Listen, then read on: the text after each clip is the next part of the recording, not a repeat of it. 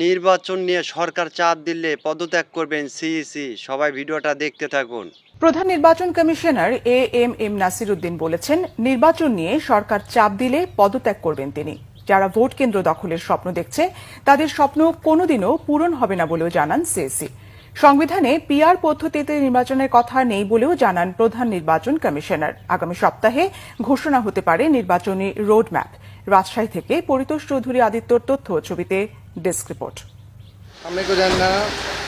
রাজশাহী অঞ্চলের প্রধান কর্মকর্তাদের সঙ্গে ত্রয়োদশ জাতীয় সংসদ নির্বাচন বিষয়ে মতবিনিময় সভা করেছেন প্রধান নির্বাচন কমিশনার এএমএম নাসির উদ্দিন। দেশ জাতি আমাদের দিকে তাকিয়ে আছে, ইতিহাস আমাদের দিকে তাকিয়ে আছে। এ সময় তিনি বলেন, নির্বাচন নিয়ে সরকার চাপ দিলে তিনি পদত্যাগ করবেন। ভোট জালিয়াতিতে যারা জড়িত ছিল, সহোদ্যোগে জড়িত ছিল, তাদেরকে তো অবশ্যই আমরা এই দায়িত্বে রাখবো না।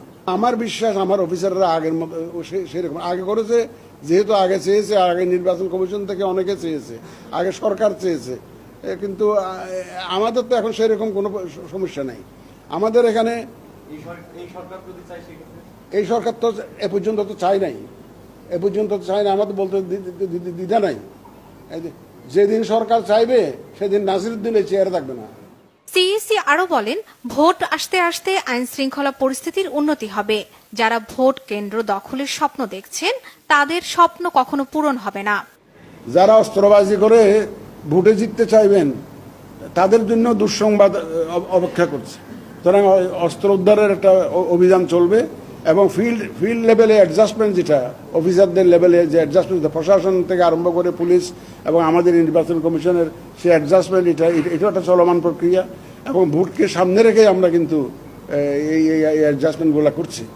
কোন পদ্ধতিতে নির্বাচন অনুষ্ঠিত হবে এ বিতর্ক নিয়ে প্রধান নির্বাচন কমিশনার বলেছেন, আনুপাতিক পদ্ধতি বা পিআর পদ্ধতিতে নির্বাচন সংবিধানে নেই। সংবিধানের বাইরে যাওয়া সম্ভব নয়। অন্যায় কোনো হুকুম আমাদের তরফ থেকে যাবে না এবং অন্যায় কোনো আবদার কারো কাছ থেকে আমরা শুনবো না। আমরা একদম সম্পূর্ণ নিরপেক্ষভাবে যাতে কাজ করি, পেশাদারিত্বের সাথে কাজ করি, সেইটা নিশ্চিত করার জন্য কিন্তু আমি এই ফিল্ড ভিজিটে আসি। দেখেন, পিআর পদ্ধতি তো বিভিন্ন রাজনৈতিক দল দাবি করতেছে, এটা তো আমাদের কনস্টিটিউশনে নাই, আর কোনো আইনেও নাই। আমরা